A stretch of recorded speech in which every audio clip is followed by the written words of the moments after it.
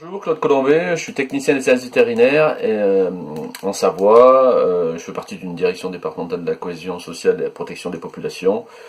Mes missions principales sont du contrôle de produits alimentaires et de produits laitiers et production fermière. Au début de ma carrière, j'ai été en poste en abattoir et j'ai toujours continué à faire des remplacements en abattoir. Donc pendant cette période de Covid-19, où nos premières missions étaient mises en sommeil, j'ai assuré principalement des remplacements en abattoir, voilà, puisqu'on a eu une personne qui a eu le Covid-19, une collègue qui a été mise en quatorzaine, donc voilà, ça. Et puis une période où on pensait peut-être que les abattages allaient se ralentir, mais en fin de compte, chez nous en Savoie, sur nos petits abattoirs, le travail s'est poursuivi et même pour les fêtes de Pâques où il se tue beaucoup d'agneaux, on pensait qu'il y en aurait moins étant donné le confinement et les abattages sont maintenus. Donc voilà, j'ai assuré un certain nombre de missions pendant cette période-là.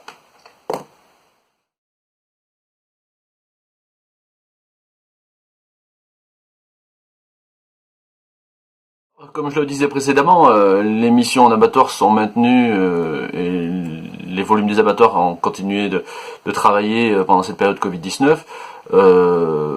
Comment je l'ai vécu? Ben oui, je l'ai vécu, je dirais, de façon un peu compliquée, étant donné le peu de protection, le peu d'anticipation, le peu de prévention mise en place par nos services, je dirais c'est d'autant surprenant puisqu'on faisait partie d'une direction de la protection des populations, quoi.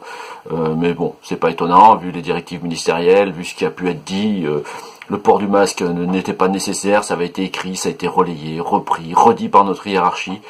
Alors qu'on avait absolument besoin de masques pour les travailler en abattoir, c'était à mon avis une priorité, surtout avec des gens qui ont été malades, des gens qui ont été en contact, on ne sait pas tout. Donc oui, c'est une période difficile qui, à mon avis, notre hiérarchie porte une lourde responsabilité et on voit aussi l'application des notes descendantes où même si des grosses bêtises sont écrites, eh bien c'est relayé par notre hiérarchie et donc ça je le supporte de moins en moins et je trouve ça inadmissible. Donc oui, il faut prendre des précautions, des préventions. On nous impose pas un confinement pour rien.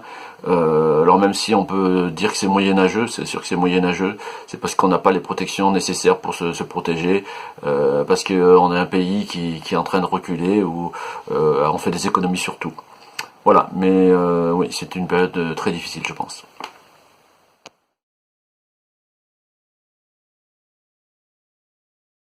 Pour les abattoirs, le déconfinement, il n'a pas une grande importance puisque les abattoirs ont toujours travaillé et ne sont jamais arrêtés. Donc il va surtout falloir ne pas relâcher les mesures mises en place de précaution et de prévention.